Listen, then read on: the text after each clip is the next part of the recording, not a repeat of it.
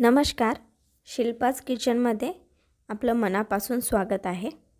व्हिडिओमध्ये दिसत असल्याप्रमाणे आज आपण भिजवलेल्या मुगाची उसळ पाहणार आहोत आणि ही उसळ खूप हेल्दी असते आणि मूग खाल्यामुळे आपल्या शरीराला खूप फायदे होतात।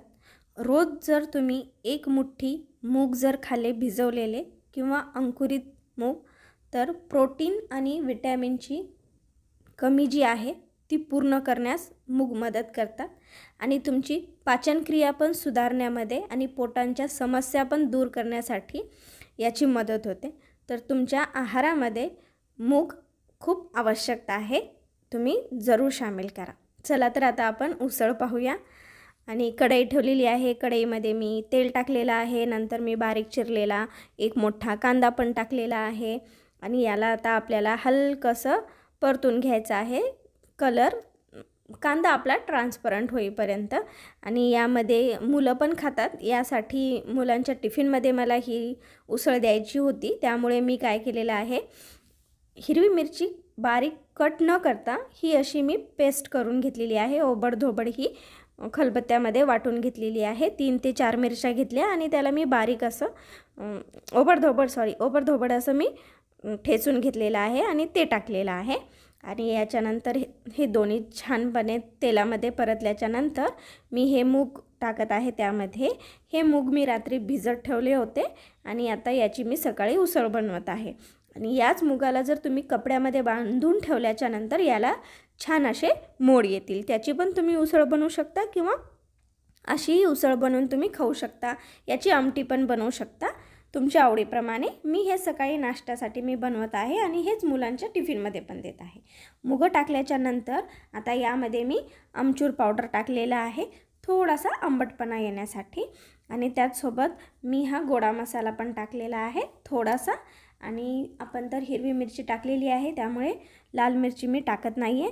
आणि चवीनुसार मीठ टाकलेलं आहे, जे म्हणजे 1.5 ते 2 चम्मच मीठ टाकलेलं आहे, तुम्ही तुमच्या आवडीनुसार चवीप्रमाणे टाकू शकता। आता याला आपल्याला चांगलं असं मिक्स करून घ्यायचं आहे। आणि मिक्स केल्याच्या नंतर आणि त्यासोबत मी हळद पण टाकलेली आहे आणि ह्याला आता आपण मिक्स करून घेऊ। आणि मिक्स केल्याच्या नंतर आता याला आपल्याला व्यवस्थित मिक्स करून याला आपल्याला प्लेट ठेवून झाकून आपल्याला याची चांगली अशी वाफ काढायची आहे, जेणेकरून जे मूग आहेत ते छान असे सॉफ्ट झाले पाहिजे। त्यासाठी आपण पूर्ण मिक्स करून घेणार आहोत। मी यामध्ये पाणी अजिबात टाकलेलं नाही आहे, थोडंसं पाणी याचं भिजवलेलं असतं, त्यामुळे पाण्याची आवश्यकता नाही आहे। आणि आता याच्यावर आपण अशी छान अशी एक प्लेट ठेवून देऊया आणि मध्यम गॅसवर, कमी गॅसच्या फ्लेमवर याला आपण छान अशी एक वाफ काढायची आहे, जेणेकरून मूग हे पूर्ण मऊ होतील। त्यामुळे हे भिजवलेले आहे ते आत्ताच जर तुम्ही असे खाल्ले तर तेवढे मऊ असणार नाहीत, त्यामुळे याला एक छान अशी वाफ काढायची आहे।